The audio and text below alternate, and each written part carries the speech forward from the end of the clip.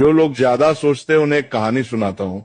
ये कहानी पूरा सुन लिए तो चिंता करना छोड़ दोगे तो सुनो। एक छोटे से गांव में आरव नाम का व्यक्ति रहता था। आरव बहुत मेहनती था, लेकिन उसकी एक आदत उसकी शांति छीन चुकी थी, बेहद चिंता करना। सुबह उठते ही वो सोचता, कल क्या होगा, पैसा रहेगा या नहीं, लोग क्या कहेंगे, परिवार सुरक्षित रहेगा या नहीं। रात को सोने जाता, तब भी उसका दिमाग रुका नहीं करता। एक दिन अत्यधिक चिंता के कारण उसकी तबीयत बिगड़ गई। गांव के लोग उसे पास के पहाड़ पर रहने वाले एक संत के पास ले गए। संत बहुत सरल जीवन जीते थे, न ज्यादा बोलना न ज्यादा सोचना। आरव ने संत से कहा, महाराज, मेरा मन कभी शांत नहीं होता, मैं हर समय डर और चिंता में रहता हूँ।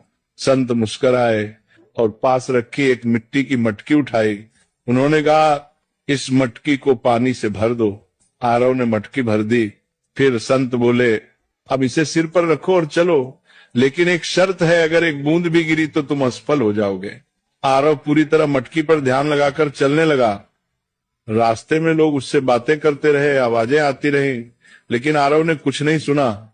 वह सिर्फ मटकी पर ध्यान देता रहा। कुछ देर बाद संत ने कहा, रुको, अब बताओ रास्ते में कितने लोग मिले।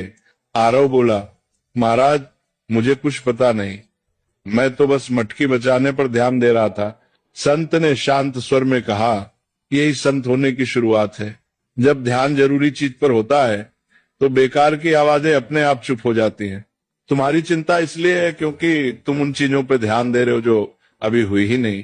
फिर संत ने आगे कहा, जो तुम्हारे हाथ में है कर्म, उसे ईमानदारी से करो। जो तुम्हारे हाथ में नहीं, भविष्य से भगवान पर छोड़ दो।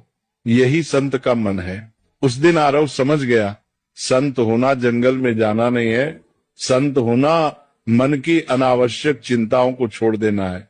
धीरे धीरे आरव ने चिंता कम की, वर्तमान में जीना सीखा, और वही व्यक्ति जो कभी बेचैन रहता था अब दूसरों को शांति की सीख